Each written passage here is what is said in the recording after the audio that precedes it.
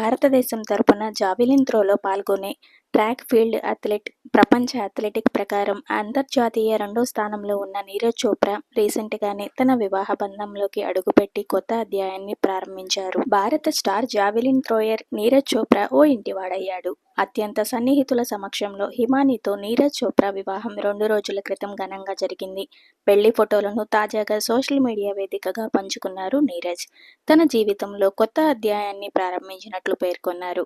సోనిపట్ ప్రాంతానికి చెందిన హిమానీ ప్రస్తుతం అమెరికాలో ఉన్నత విద్యను అభ్యసిస్తున్నట్లు అతడి కుటుంబ సభ్యులు తెలిపారు.